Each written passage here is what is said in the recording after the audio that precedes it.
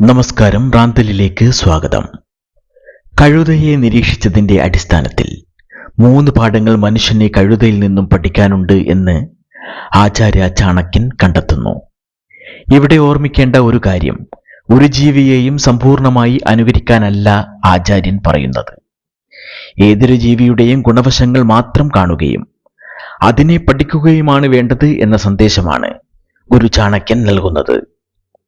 സത്യത്തിൽ മനുഷ്യർ പരസ്പരം അധിക്ഷേപിക്കാനാണ് കഴുതയുടെ നാമം ഉപയോഗിക്കാറ്. നമ്മുടെ മുത്തശ്ശി കഥകളിൽ അടക്കം കഴുതയെ ഒരു മരമണ്ടൻ ജീവിയായിട്ടാണ് ചിത്രീകരിച്ചിരിക്കുന്നത്. കാര്യമെന്തായാലും അതേ കഴുതയുടെ ഗുണവശങ്ങളെക്കുറിച്ച് അന്വേഷിച്ച് അതിൽ നിന്നും മാതൃകാപരമായ 3 പാഠങ്ങൾ ചാണക്യൻ ആവിഷ്കരിക്കുകയാണ് ചെയ്യുന്നത്. 1. കഴുത മടികൂടാതെ ജോലി ചെയ്യുന്നു.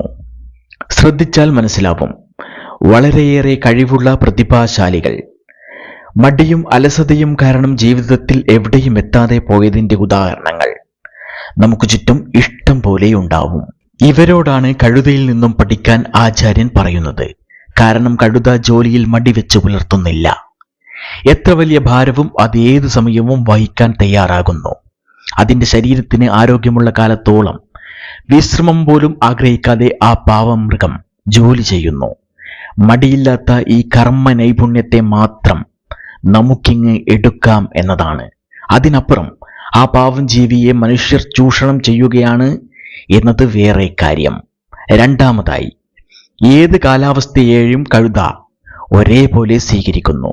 മഴ, വെയിൽ, തണുപ്പ് ഇതൊന്നും കഴുതയെ ഒരു പരിധിക്കപ്പുറം ബാധിക്കുന്നില്ല. മഴയത്തും വെയിലത്തും കഴുത സേവന സന്നദ്ധനാണ്.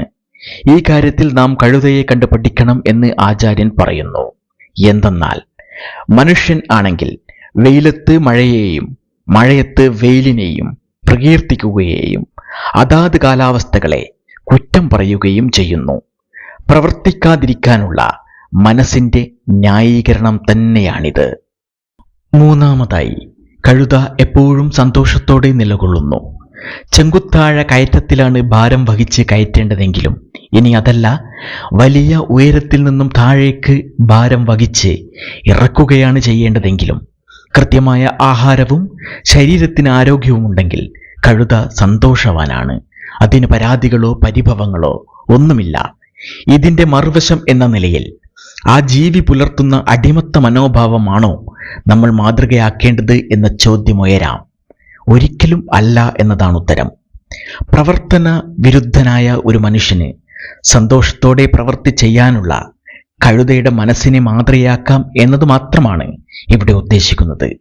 അതിനപ്പുറവും ഇപ്പുറവും കഴുത ആർക്കു വേണ്ടി ജോലി ചെയ്യുന്നു, എന്തിനു വേണ്ടി ജോലി ചെയ്യുന്നു എന്നത് തൽക്കാലം നമുക്ക് മാറ്റിവെക്കാം. എന്തായാലും നമ്മൾ ജോലി ചെയ്യുന്നത് നമുക്ക് വേണ്ടിയാണ് എന്നത് ഉറപ്പാണ്. അതിൻ്റെ ഗുണഫലവും തീർച്ചയായും നമുക്ക് തന്നെയാണ് കിട്ടുന്നത്. സന്തോഷകരമായ മനസ്സോടെ ജോലി ചെയ്യുന്നവർ തന്നെയാണ് ജോലി ആസ്വദിക്കുന്നത്. അത് ഏറ്റവും പോസിറ്റീവായ ഒരു മനോഭാവമാണ്. അവർക്ക് തീർച്ചയായും കൂടുതൽ നേട്ടങ്ങൾ ഉണ്ടാകും. ഈ വീഡിയോ ഇവിടെ അവസാനിപ്പിക്കുന്നു. മറ്റൊരു വീഡിയോയുമായി വീണ്ടും തുടരാം. Thank you.